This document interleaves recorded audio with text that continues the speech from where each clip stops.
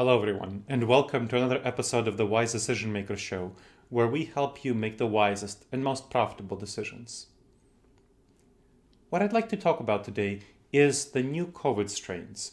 You probably saw them in the new strains that are arriving in the US and around the globe that originated in the UK, South Africa, and elsewhere, including new variants that are discovered in Denmark, actually, the US. So there's a lot of new strains out there. And you've seen the news about this and you're wondering, should you be worried? Is this something of concern, or is this not something to really be worried about? Is this just something that the media headlines are making a big deal out of? Well, there are a couple of concerns that you should be focused about. One is, are these strains vulnerable to the new vaccines that we have developed, whether the Pfizer vaccine, the Moderna vaccine, Johnson & Johnson that's coming along, the AstraZeneca vaccine, so all of these vaccines, and of course the Russian, Chinese vaccines. Then, are these new strains more deadly? And finally, are these new strains more infectious? So these are the three concerns. And the authorities have really been focusing on the deadliness and the vaccination aspects of things. They've been saying, hey, there's no cause for alarm. Overwhelmingly, the authorities are saying, there's some cause for concern, but not cause for alarm. These new strains appear to be mostly vulnerable to our vaccines, maybe a little bit less vulnerable, especially the South Africa strain seems to be maybe 20 to 30% less vulnerable to our vaccines, but it's still, the vaccines are overwhelmingly going to take care of them. And they seem to not be that much more deadly, so okay, there's no cause for real alarm. However, a much more concerning issue is their infectiousness. Their infectiousness, if they are more infectious, which it seems like they are, it will actually cause much more problems, many more deaths than if they are more deadly, because the disease spreads more quickly and that will overwhelm hospitals. So let's talk about the infectiousness, because that seems to be something that really the authorities and the media are not paying nearly enough attention to, and that's getting hidden.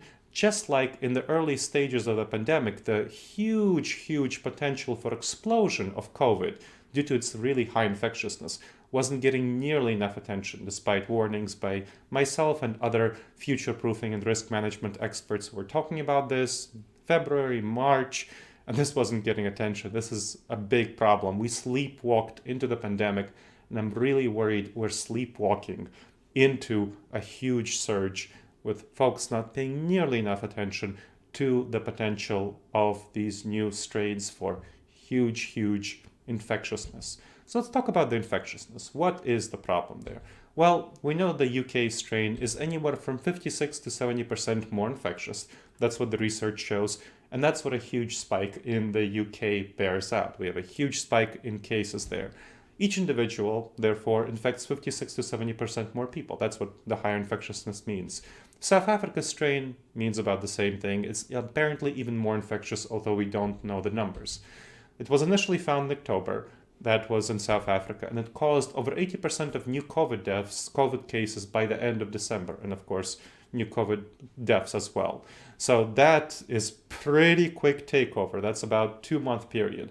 We saw about the same period takeover in the UK, about 6 to 8 weeks before the new COVID strain became predominant in southeast England, which is the London area, major metropolitan area of England. So this is something to really be concerned about. And actually, recently there was a discovery of a new US-based variant in Ohio, Columbus, Ohio, where I am right now, by Ohio State University.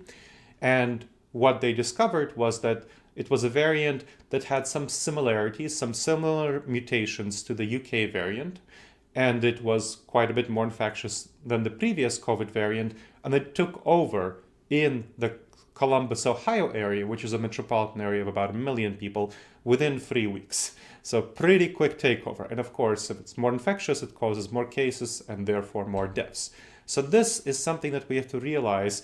We are making bad mistakes around these topics. We're not really paying nearly enough attention to slow-moving train wrecks, like huge infectiousness increase in potential for increase and clear increase in these new strains.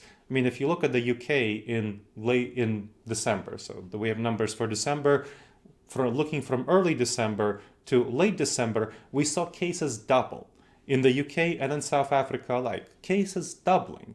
It's huge increase from on December 10th in the UK at 240 cases per day to to 506 cases per day on December 24th. In the UK, it went from 82 cases per day on December 10th to something like 192 cases per day on December 24th.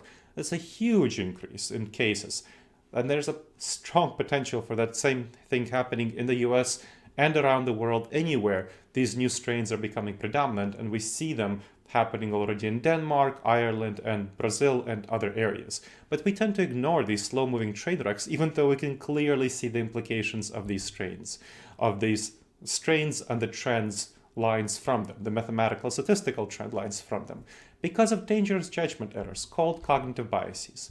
Specifically, I want to talk about three cognitive biases that are most problematic for us in addressing the new strains and the same problems that we had in addressing the pandemic in the first place: hyperbolic discounting, normalcy bias, and planning fallacy. These are the three biggest ones. Hyperbolic discounting, what's that about? Well, we tend to ignore the long term way too much. We focus on the short term, what's actually going to happen right now, and we ignore the long term implications of looking at the future and just drawing a line from now to the future, seeing the clear long term implications. So we underestimate the eventual impacts of very clear trends, such as this new, more infectious strains in the UK, from the UK, South Africa, and actually originating now in the US as well. So this is a really bad tendency. Another problem is called the normalcy bias. We think that the future will be much like today. We don't expect major changes. Our gut reaction is to feel that the same number of cases that we have right now will be approximately the same number of cases that we have in the future. And we don't realize that these new strains will make that absolutely not the case. However, that's just not how we feel, and we don't accept this information, even though it's very clear, even though it's happened in other well-developed countries. We don't accept this information and we reject it. It's very tempting for you to reject this information that I'm sharing with you right now, because it's kind of unbelievable, hard to imagine that cases will double every 2 weeks. But that's what happened in the UK, that's what happened in South Africa, that's what's happening in Ireland and Denmark. It will happen here in the US and elsewhere around the globe where the new cases predominate. And this is something that you need to anticipate and address. We underestimate the seriousness of these disruptions, how bad it will be for us. So their likelihood and their impact. And that's the normalcy bias. And finally, the planning fallacy. So planning fallacy has to do with, like it says, our plans. We feel that if we make a plan, the future will go according to plan. So let's say we make a plan for dealing with COVID, and we feel, okay, that's what will happen in the future. We follow past experience, the future will be normal, and we are not able to really easily change our minds based on clear new evidence and change our plans based on clear new evidence. We're not ready to prepare for and respond to major threats, major risks, major problems like the new strains. So the hyperbolic discounting, the normalcy bias, and the planning fallacy are the biggest problems for us in dealing with these new strains. Now, what can we expect here? So, been talking about stuff here in the US.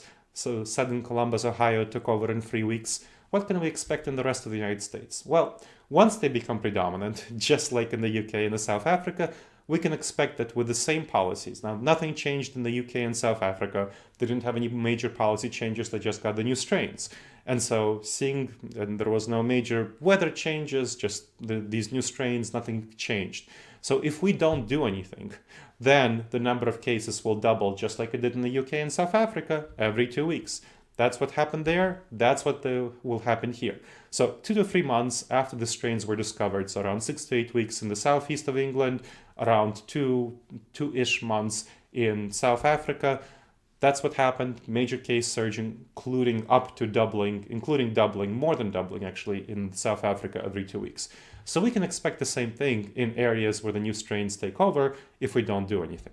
So by April 2021, they were discovered here, but in late December. According to experts, they probably got here by mid-November, partially because the US has a much worse tracking system for new strains than the UK, which was able to catch them much earlier. So it got here by mid-November, likely hundreds, probably thousands of cases by now. So we can expect them to take over by March, April 2021. So that's what will happen. And the implications are really bad. They're really horrendous. And we're not prepared at all to deal with the implications. This is sad, tragic situation, but we're not prepared, and we're not taking steps to be prepared, looking at what's happening in the political spectrum and the business spectrum. So let's compare it to what was happening in the UK and South Africa in December, because we have the numbers for that. We have the similar situation from December 10th to December 24th. There was just over 200,000 cases per day in the US. And of course, there will be a Christmas spike and a New Year spike. And we see that already happening right now, where now by mid-late January, the cases are topping 250,000 per day on some days. So that's the Christmas spike, that's the New Year spike, where people didn't listen to public health guidelines and went and celebrated and traveled. Very sad, but that's what happened. So what will happen when these cases start doubling? 400,000, so going from 200,000 then to 400,000 cases per day in 2 weeks. And then 800 cases per day in 4 weeks. You're not doubling from the 200,000, you're doubling from the new number, 400,000. And then 1,600 cases, 1,600,000 cases in 6 weeks. So going from 400,000 to 800,000, 800,000 to 1,600,000, which is 1.6 million in 6 weeks. That's pretty terrible numbers, isn't it? Yeah, that's pretty depressing. And I feel really bad about this. I'm very sad. I'm very frustrated. You can probably hear this in my voice, that we're not paying attention to this very clear trend lines. We'll have extensive shortages once that happens. So because of panic buying, naturally panic buying will happen. Of course, supply chain disruptions. Many more people will be sick. And there are lots of sick employees. So that'll be bad. Now, even worse is the overwhelm of the medical systems. I mean, a number of states, California, Texas, Alabama, others, hospitals are already way overloaded, turning away patients, having people wait for a long time until somebody dies or leaves the hospital for a sick bed. This is really bad. What will happen when their patient load doubles in 2 weeks and then quadruples in 4 weeks? And then, and then so on and so on and so on. How horrible will that be? I mean, our medical system is already strained right now. It will be overwhelmed. It will break. The terrible outbreak in March in New York City. And my parents, I'm from New York City, and my parents still live there. My dad got COVID. Actually, he barely made it. So I'm very glad that he recovered. He's one of the long haulers. He still has serious lung issues from COVID, his lung scarring and so on. So that was really bad. But that will seem like a nice summer drizzle compared to the tsunami that's threatening us in April of this year. So this is really, really, really bad. Now, you might wonder, won't someone do something about this? I mean, shouldn't the government step in? Won't someone do anything about this? Unfortunately, no, this doesn't look likely. So we have the case bump right now from Christmas and New Year, which is already hiding the impact of these higher infectiousness. I mean, in Columbus, Ohio, as I mentioned, the new strain that's originating in the US and is pretty similar to the UK variant took over pretty quickly in December to early January. But that was hidden by the Christmas and New Year bump. And so the authorities haven't really been paying attention to this, which is very sad and tragic. Health officials are right now focused on vaccines. So they're focused on vaccines, saying the new strains are vulnerable to the vaccines. That's great, but we have such a slow vaccine rollout, very slow, going really, really slowly, much slower than promised by the authorities, than promised by the federal government. So we can anticipate no more than 25% of Americans being vaccinated by April. And that would be great if that happens, 25%. I'd love to see 25%, 100 million people vaccinated by April. That would be great. But, I'm a little skeptical it will happen. I really hope it does. So moreover, you can think about, vaccination. So vaccination is one thing. But what about lockdowns? Won't lockdowns help? Well, look at what's happening. We already have the Christmas bump, the holiday bump. Cases went up from 200,000 to 250,000 per day. Has governors instituted lockdowns from December to January? No, they have not instituted any more lockdowns. California had a lockdown in December, didn't have anything more of a lockdown. In fact, some states are opening up, and we have football games and other games with mass fan presence in the stadiums. So states are opening up instead of locking down. This is stupid, this is dumb, but this is exactly what's happening. And this is what will keep happening. Unfortunately, they will not see what's happening. They're reluctant to impose lockdowns. Governors are the ones who are responsible for it, but there's so much politicization, so much protests, and so much economic pain, understandable, that they're reluctant to impose even smart, targeted lockdowns, closing down bars, closing down restaurants. You really should not do any indoor dining right now in the pandemic. This is ridiculous. You should also not sit in igloos, which are essentially carrying indoor dining outside. No, you really need to close those down, but they're not doing that. So you're seeing many people who are not even complying with restrictions that are there in California, where bars are indeed and restaurants are indeed closed down, but many people aren't complying with these restrictions. Bar owners, restaurant owners, and people who are going to them. It's sad, it's ridiculous, but that's what's happening. So, you need to do something. If you can't rely on the government in this situation, you need to take action, both as a private citizen and as your member of your household, and to the extent that you have a leadership role in your organization, as a leader. So, private citizen, what can you do as a private citizen for your household? You want to ensure supplies of consumables. So make sure to get that. There will be panic buying. You can anticipate that in March, April. You want to get ahead of that. I recommend that you don't empty the store shelves for others. Go to online sources, get things from online sources. Mass distribution will be cheaper for you to buy in bulk, and you won't empty store shelves for others. You want to minimize risky activities. That involves things like traveling. Traveling is pretty risky both due to COVID and just to various kind of injuries you can get while traveling.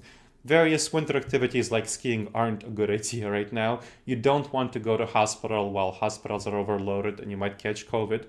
And you also don't want to do things like major household repairs. So please don't do that. Get professionals to do that if they are really needed, but don't use power tools if you can help it. You want to implement right now a strict lockdown for your household. I was surprised to find out in mid-late January that the new US variant was already present, was dominant in my hometown of Columbus, Ohio. And I'm very glad that once I learned about the new strains in late December, that my wife and I, and the co-principal of, she's the Agnes Vishnevkin, the co-principal of Disaster Avoidance Experts, my training, consulting, and coaching company on future-proofing, we instituted a strict lockdown. So I'm very glad that we did that, because we would have been quite a bit more likely to catch COVID because the new strains have already become predominant. So we're not going out to even do minor shopping. We're ordering in, getting delivery, so really staying safe. If possible, you want to insist on working from home and really push your boss to allow you to work from home. If not, consider a career transition, which will allow you in a couple of months where the surge will become really bad to work from home. Encourage friends and family to protect themselves. Give them this information. Forward them this podcast, this video. Let them know about the situation. Encourage them to take the steps they need to protect themselves. Be ready to deal with the poor decisions made by other people. This is really important. Other folks all around you, your neighbors, friends, colleagues, peers, will make poor decisions. You want to be prepared to deal with that, whatever steps you need to take. And finally, really think psychologically. You need to prepare psychologically. We'll have the darkest days of COVID are truly ahead of us. Things will get much worse before they get better, with mass vaccination available by late summer, which will address the new strains. But in the mid to late spring, second to third quarter of 2021, it will be really bad. So you want to prepare yourself psychologically for the trauma of mass deaths.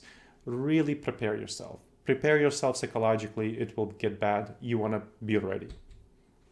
Then, as leaders, to the extent that you have a leadership role in your organization, it's your responsibility to help your team prepare. That includes preparing for themselves as members of their household. So make sure that they are not unable to perform their job functions because their household isn't prepared. So give them this information, forward them this podcast, let them know that this is what's happening right now, and get a team meeting, tell them to prepare for this urgently. Then encourage your team to take advantage of any mental health resources you offer. I hope you offer some mental health resources as part of your organization, so encourage them right now to take those steps, get themselves ready. Prepare for higher rates of COVID and burnout in your team. So talk to your HR department. Anticipate that definitely more people will get COVID, more people will burn out because of the situation will be really bad in this country. They'll be distracted. It'll be bad. Get some cross training in place, whatever policies you need. Of course, get your team to work from home as much as possible right now. Get them to institute strict pandemic lockdown and really get them to work from home. Your state may be opening up, your state may be doing things. Don't follow that official policy guidelines. Go for strict pandemic lockdown. You want to revisit your business continuity plans to prepare for major surges, major disruptions in the second and third quarter of this year. That includes supply chain disruptions, that includes disruptions to your stakeholders, to your vendors, to your clients, all sorts of disruptions. And finally, if you take these steps, you'll get into a really great competitive position. So be prepared to take advantage of lapses by your competitors who are going to stumble because they're not prepared for this really bad last surge. And you can seize market share from them. So be prepared and ready for that. All right. So this is what you should be doing about these new COVID strains. And indeed, you should really be worried because of their much higher infectiousness will be devastating for this country and the globe.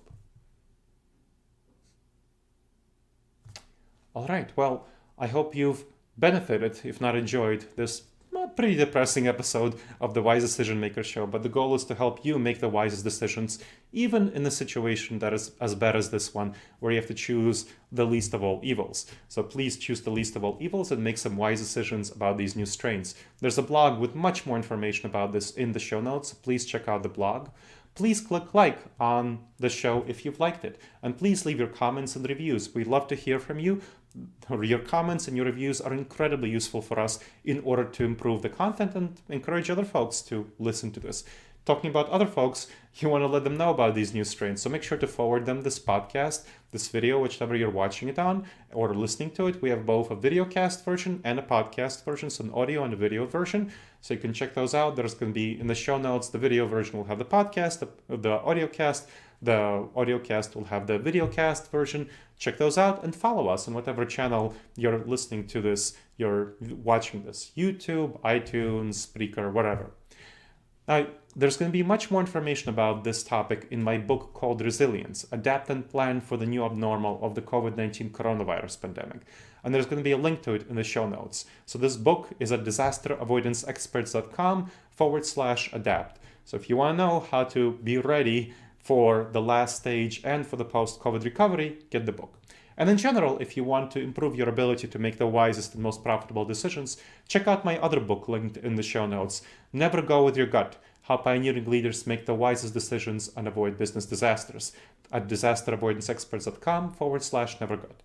Also, check out a free resource, the Wise Decision Maker course, free 8 video-based modules on making the wisest decisions. And as part of that, the first module is an assessment to help you learn about what are the most dangerous judgment errors in your workplace, these cognitive biases. So check that out at disasteravoidanceexperts.com/subscribe. That's all free. And of course, that's linked in the show notes. All right, everyone. I hope you've valued and benefited, if not enjoyed, listening to this pretty sad information about these new COVID strains. And I hope this episode helps you make the wisest and most profitable decisions. Till next time, my friends.